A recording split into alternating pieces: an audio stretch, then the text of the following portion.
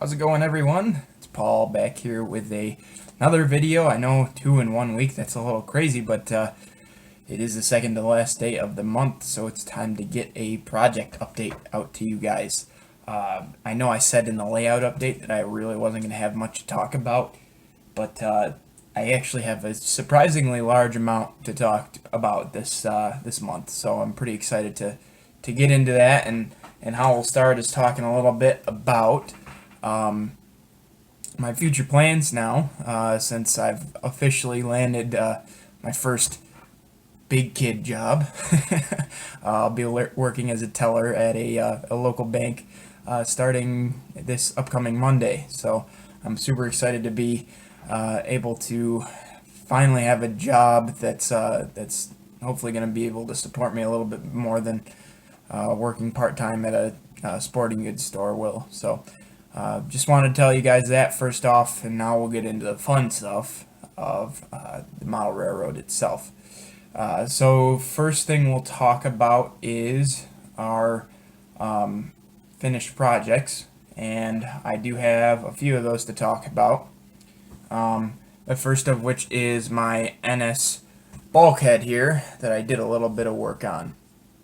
So when I originally got this car, it was not tracking well. It kept derailing and everything. So what I did is I got these metal plates that were out of some junk car that I had, and put them on there. And you know, it doesn't look exactly like a real steel load would, but just because most of the loads that I see don't go all the way to the end of the car like this.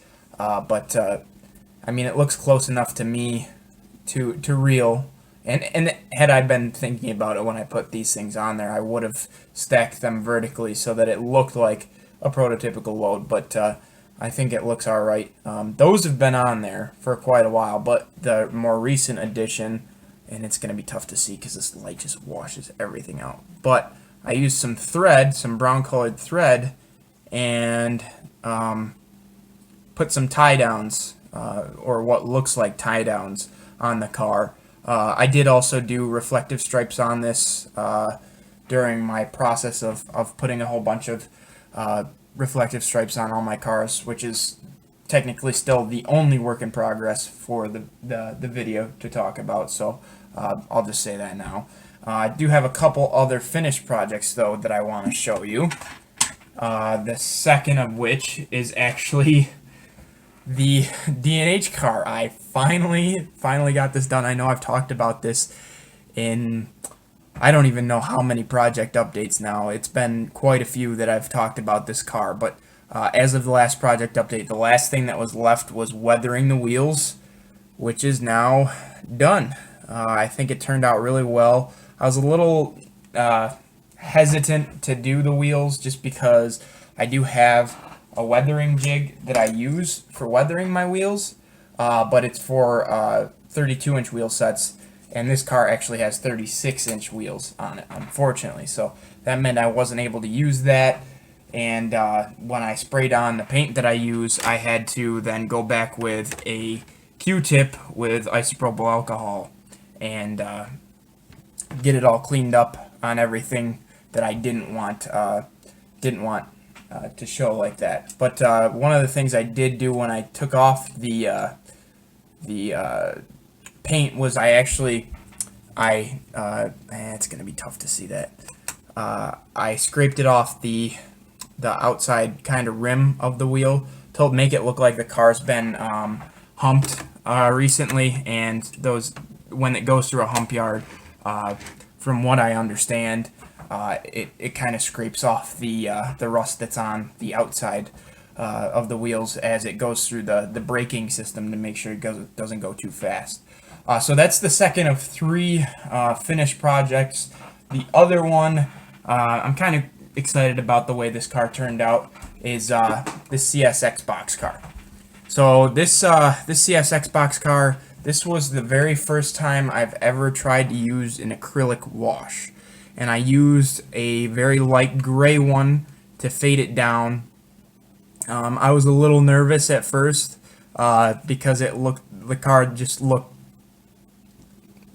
scary for the most part. But I'm now very happy with the way it turned out once I started adding some grime and everything like that. It wasn't just completely faded with the acrylic wash. I think it ended up turning out good.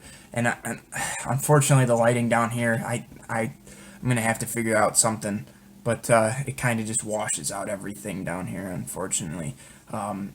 So anyway, those are the 3 finished projects for this month. I do have actually 3, sort of 4 new acquisitions that I want to talk about. And then I think that's going to be it for this video. But let's get into those real quick, just because there's some pretty neat acquisitions I want to share with you guys. And we'll go from there. So the first of the new acquisitions came from Scale Trains. It's not what you're thinking, though. Unfortunately, I kind of dropped the ball on the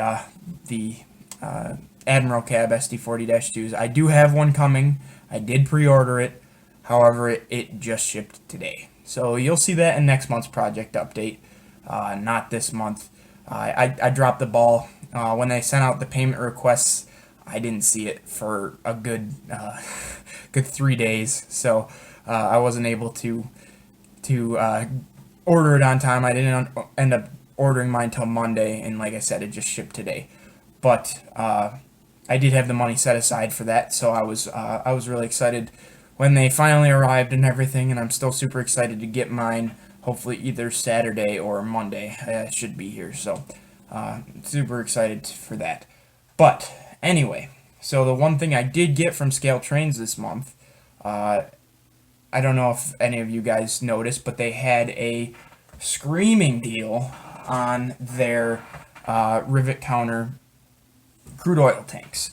So basically the deal I capitalized on was the painted and unlettered versions. They had them for $20 a piece. So I was able to pick up 2 of those very early in the month.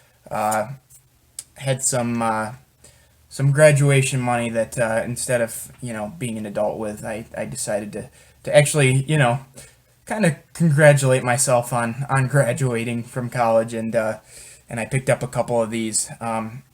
Anyway, they came painted and unlettered. They had the TILX logo, however they did not have the numbers. And then Scale Trains also offers number sheets for I think it's like $3 on their website, specifically for the painted and unnumbered cars.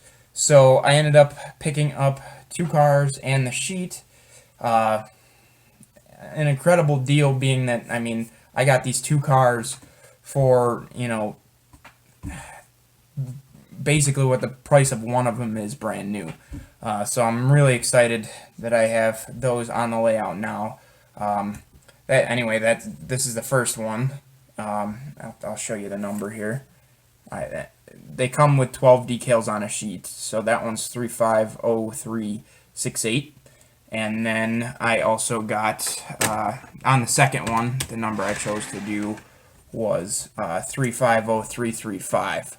So, yeah, so anyway, that's the first of the 3 new acquisitions.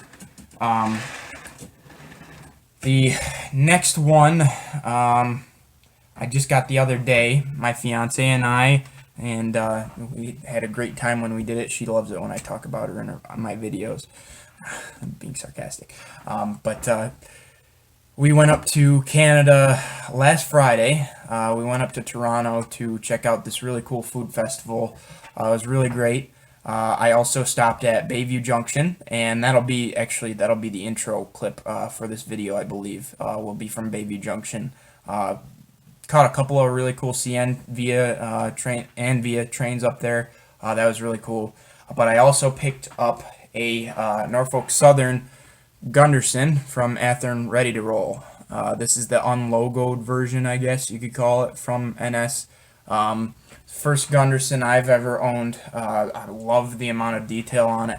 I know people are complaining a lot that the coupler boxes are not removable, but to be honest, I don't mind the McHenry couplers myself. I like the way that they look, how prototypical they are, and because I have so much other McHenry equipped rolling stock, and now even the scale trains cars that are coming out have a very similar coupler on them too, so I don't really mind them.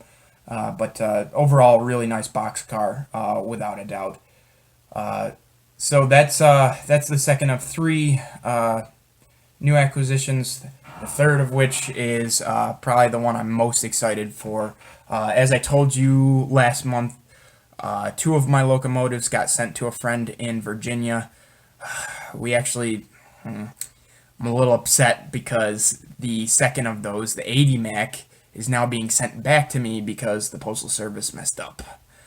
They had something about a bad scan. It literally got to his local post office just outside of Roanoke, Virginia, and then they didn't put it on the delivery truck to go to his house because it scanned bad through the system. I don't understand why, but it's on its way back to me now, so I now have to reprint another label and send it down to him.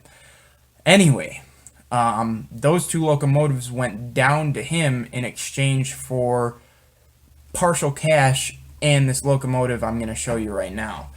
This is a Norfolk Southern Intermountain ES44AC, the first one I have ever owned in NS Black, and I'm very impressed with the model for sure. This is the DCC non-sound version. However, it will be getting sound as soon as I can afford to put sound in it. It's a great looking locomotive. There's thousands of different, videos on these on YouTube, so I'm not gonna really go into it too much, but really excited to have that on the layout. Kind of balance my locomotive roster as it's become very heavily concentrated by EMDs and not necessarily GEs, but that brings me up to two GEs now to my let's see, 3, 4, 5 EMDs counting my GPs, and the Scale Trains SD40-2 that's on the way. So anyway, guys, other than that, I really don't have much to talk about. If you stuck around for this entire video, I really appreciate it. I have been getting some requests specifically from friends of mine that they want me to do a weathering video, just a basic weathering video on how I weather my rolling stock. I wouldn't really get too in-depth with it, but I could just do a basic, fade in the how-to video. So if you guys want, if you guys are interested in doing that, leave a comment below. Let me know that you're interested in that type of video, and I'll see what I can do. I can definitely try to get a video like that out for you guys if you're going to be interested. Like I said, leave a comment down below for that. If you are not subscribed to this channel and you've stuck around for this entire video, I'm hoping that that you've been encouraged to hit the subscribe button. I would certainly appreciate it. Go ahead and check out my other videos. I'm building a layout right now, if you don't actually know that. So there's plenty of good content to come. And with that, I'll sign off. Thanks for watching, guys, and have a good one. We'll see you next time.